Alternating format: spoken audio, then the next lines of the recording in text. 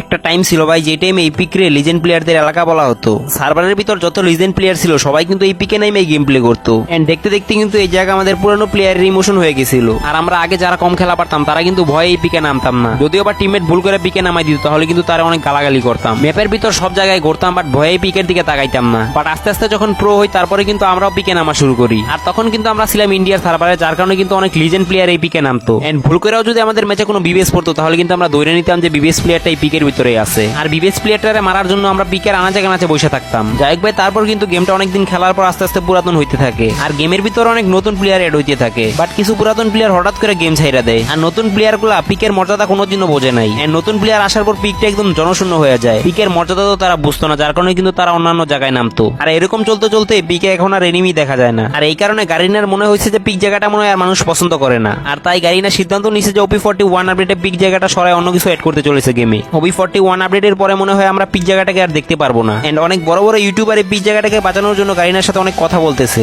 But পারবে কিনা এটা সঠিক বলা যাইতেছে না। বাঁচাতে পারলে তো ভালোই হইতো, বাট না পারলে bye bye pic. So last বারের মতো পিকটারে দেখে নিতেছি। যাই হোক, তুমি অনেক ভালো থাকিও, তোমার সম্পর্কে আমার আর কিছু বলার নাই।